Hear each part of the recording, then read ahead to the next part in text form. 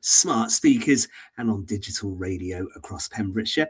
Joining me, Ben Stone, as always, Fraser Watson, Gordon Thomas and Tom Dyer. We've got plenty to get through between now and 8 o'clock, and we'll be kicking things off with a full roundup of the Pembrokeshire Football League action, including all the results from Saturday with wins for Goodwick and Merlings Bridge and a 4-goal thriller as well for Tenby and Monkton. And we'll look at Hakin's West Wales Cup victory, and there was a Senior Cup game as well with St Ishmael's knocking out Narberth. In part 2, our special guest will be Clive James, fresh from another exciting Six Nations weekend. We'll go through all of the action, and of course Clive is the dad of Wales international footballer Ang Harrod, so we'll have plenty to chat to him about.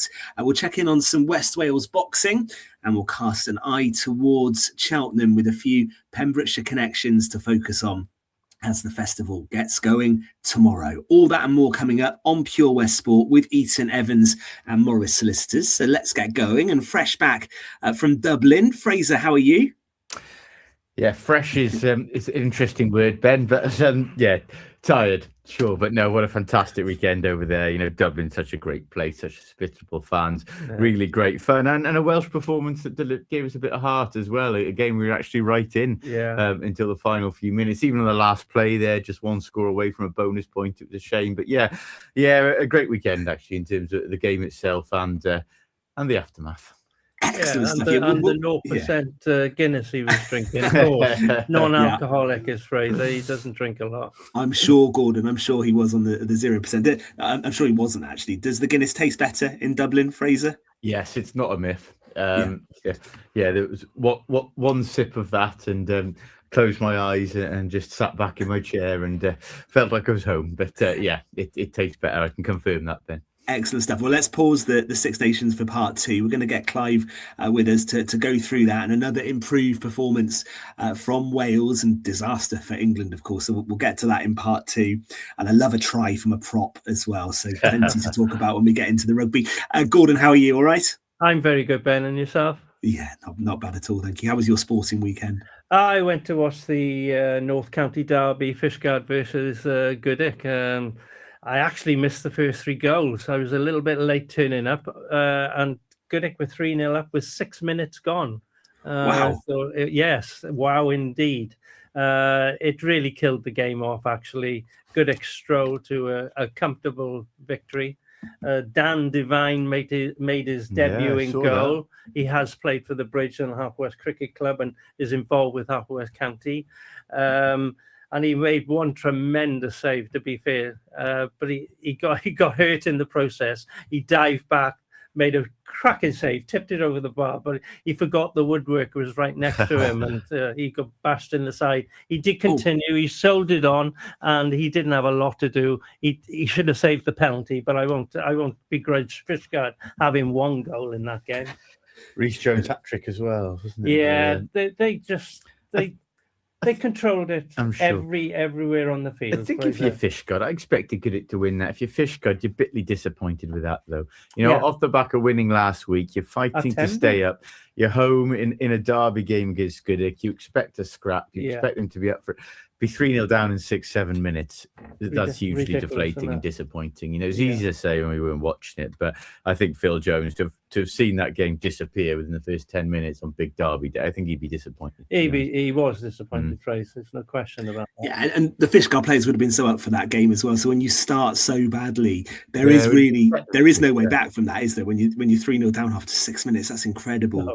But well done to Fishguard for sticking at it. But Goodwick really did take advantage, didn't they? And won that. So that was a good one. Goodwick can only do what they have to do. We've said this, you know, you talk about the points difference between them and Hakin. They do still have to play them twice.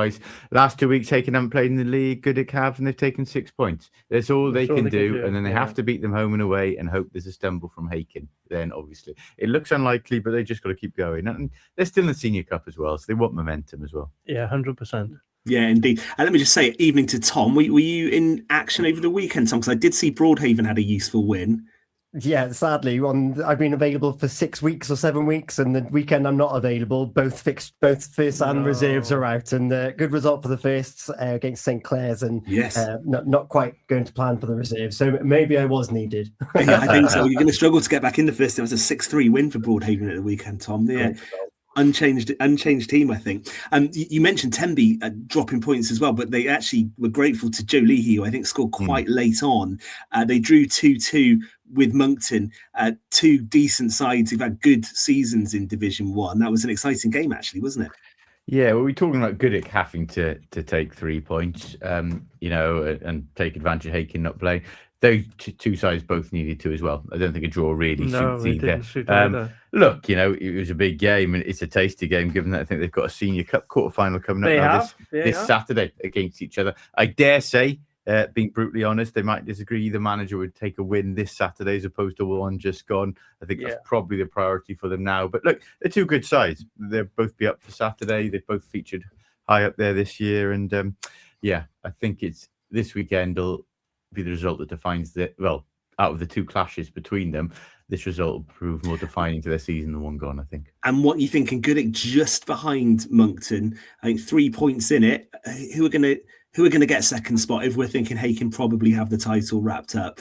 Where do we think that battle for second is going? Will Monkton hang on to it? Difficult. Your point's right. You say Monkton are actually above Goodwick in the league. The reason that you argue Goodwick, out of all the sides that do have a slim chance of catching Hakin, probably the best is because they play Hakin twice. I don't think Monkton play them again, do they? I think they have. Look, I think at the moment, Monkton probably slightly in pole position because Goodwick do have those two games against Hakin, but that could swing either way. It could bring Hakin back in. It could bring Goodwick back into the title race, or it could see them drift away from the top two. So we'll see how those games go first. Okay. I'll sit on the fence and what about at the bottom, guys? Because Merlings Bridge went to Kilgetty and won 3-0. Gordon, is that it really now for Kilgetty? They have got a few games in hand, and they got a chance to get points, Ben, but they will be bitterly disappointed that they didn't score on Saturday at the Kingsmore ground. And Merlings Bridge got three goals, and Ewan Howells had two of them, to be fair to him, 22-year-old. Yeah. He's playing some good football this year, that young lad is. So, yes, they need to pick up points, and they would have been hoping they would have had at least a draw on Saturday against the Bridge. But it didn't pan out that way. And Mike Preddy will be delighted because the Bridge have been up and down all season with their results as well, so maybe they'll finish strongly. I mean, they've got 8 games left, but just Kilgetty haven't they? 8 games from safety. Look, it's doable, but they can't afford many more weeks now and picking up nothing. And they're looking, of course, for a lot of favours from teams above them as well. Exactly. I would say they will go down, and but they've got to keep fighting, haven't they? And they'll be disappointed with Saturday, especially home games. You've got to pick up points now. Yeah, and they will. Now, in the first hour, Fraser, you interviewed Ben Aldred.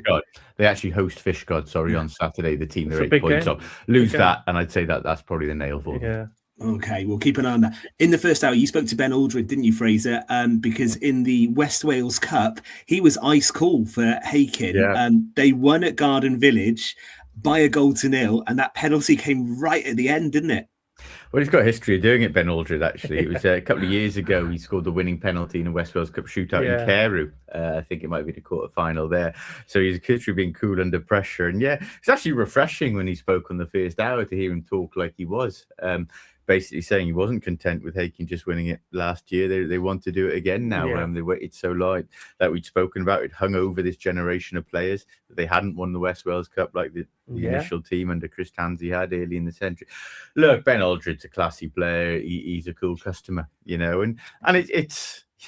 He made a good point when I asked him about the crowd out there. They can be quite raucous, but he did say you can't really get on a high horse and Hakin when what the odds do to people who take penalties up that end. So so he's used to a bit of noise to a penalty kick. But hey, look, big win for them. Big win. It's on the road. It's West Wales Cup. We knew this Garden Village team was strong. Obviously, they've beaten Goodwick 3-1. It's a different kettle of fish when they're at home. Goal agree with that. And they Hakin without Cam Thomas, Ashley Bevan, and Jay Power as well. There's a few boys missing in there. It's one they really had to grind out. I spoke to Scott briefly. Said and also the disappointment of the Senior Cup. They would have been bitterly disappointed losing to Monkton. Exactly. And to have gone out to the West Wales Cup then the following week, that would have been, as far as they're concerned, a disaster. But fair play to them. It would have deflated them because all of a sudden you're talking about potential treble, then you're just looking at one league. So I think because of the way it panned out, it was an important day. But I think Hakin now, they've been together long enough, that unit. They're well coached enough. They're not Yeah. intimidated at places like that. They can grind it out. Yeah. And that's the important thing in the West Wales Cup. You can grind out wins as well as playing well, and they did that side. I mean, it's a tough away game, that, isn't it? In the West Wales Premier side, so actually any win away from home, you grind it out. If you make progress in that competition, they'll be delighted with that, I think, to still be in that. And I think we're saying the draw is to come this week. Is that right? We believe so. Yeah. I mean, how the West Wales Cup do it is they make the draw, then tell you they've done it a lot of the time. But so we'll see. But we'll get news this week. Oh, well, listen, they're always welcome to come on this show and do it live. We love a draw, don't we? Maybe we'll put that invite out as the competition goes on. The other cup match we should mention, Gord, this was a really exciting game, actually. St Ishmael's beat Narberth 4-3, but at half-time, Narberth were 3-1 up, weren't they? Well, exactly. It's my tip for the Senior Cup. I thought, oh my God, I'm going to come in on Monday now and the boys are going to give me a bit of stick. But the ace card was back. Aaron Hallam. Yeah. He was back. And within 13 minutes, he put the team ahead, Tish ahead. But fair play to Narberth. They came roaring back. And as you said, they led 3-1 at the interval. And it got very tense in the second half. Hallam had another one, this time from the penalty spot. And it ended up Joel Mills scoring the winner. So 4-3, they will fancy their chances this Saturday against Saundersfoot, a second division side in the quarter-final.